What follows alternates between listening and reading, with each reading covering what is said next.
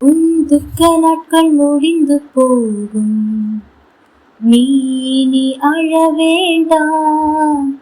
உன் துக்க நாட்கள் முடிந்து போகும், நீ அழ வேண்டாம்.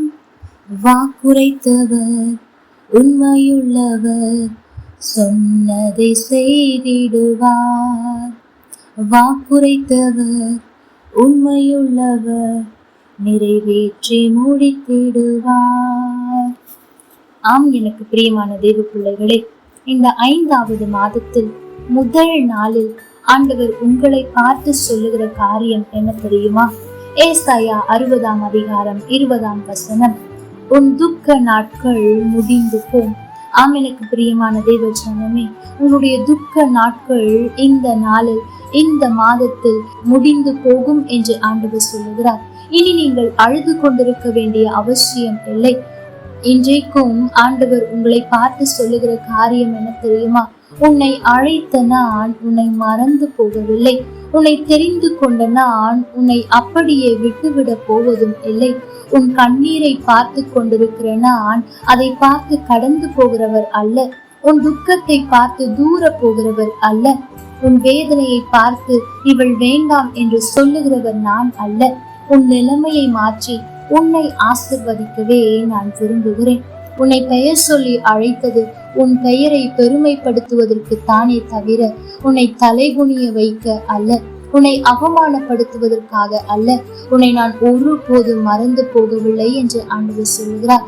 எனக்கு பிரியமான தேவ ஜனமே, ஆண்டவர் கூட என்னை மறந்து விட்டாரா? என்னுடைய துக்கத்தை பார்த்து கொண்டே இருக்கிறாரே, அவர் என்னை மறந்துதான் விட்டார் என்று நினைத்து கொண்டிருக்கிற உன்னை பார்த்துதான் ஆண்டவர் சொல்லுகிறார், நான் உன்னை மறக்கவில்லை.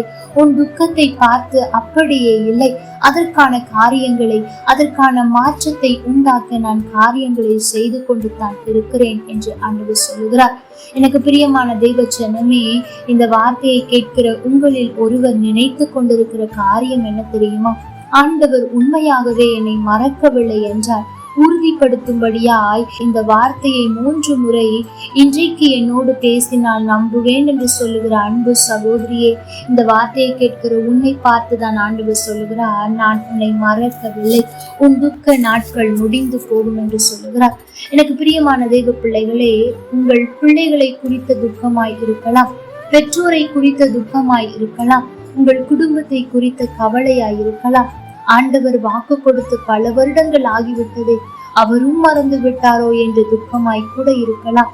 இவ்வளவு கடன் இருக்கிறதே, எப்படி திரும்ப கொடுக்க போகிறேன்? எப்படி குடும்பத்தை நடத்த போகிறேன்?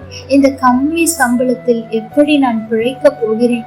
எப்படி என்னுடைய மேல் அதிகாரியை சமாளிக்க போகிறேன் என்று நீங்கள் எந்தெந்த காரியத்தை குறித்து துக்கித்து கொண்டிருக்கிறீர்களோ, ஆண்டவர் சொல்லுகிறார், அந்த எல்லா துக்கங்களுக்கும் முடிவு உண்டு.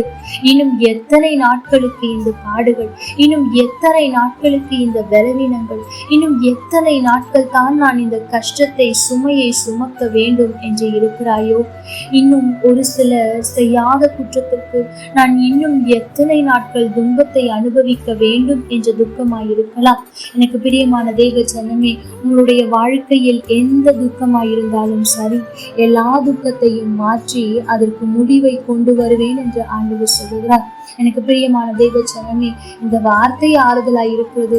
ஆனால் என் துக்கம் மாறுமோ என்று இன்னும் சந்தேகித்துக் கொண்டிருக்கிற என் அன்பு மகனே, என் அன்பு மகளே, உன்னை பார்த்துதான் ஆண்டவர் சொல்லுகிறார், நான் பொய் சொல்லுகிறவர் அல்ல, நான் சொன்னதை நிறைவேற்றி முடிக்கும் வரை ஓய மாட்டேன் என்று ஆண்டவர் சொல்லுகிறார். ஆகவே நீங்கள் கலங்காமல், கவலைப்படாமல், தேவையில்லாமல் துக்கித்துக் கொண்டிருக்காமல், ஆண்டவரே என் துக்க நாட்களை முடிவுக்கு கொண்டு வாரும் என்று அதிகமாய் செவியுங்கள், அதிகமாய் அறிக்கை செய்யுங்கள்.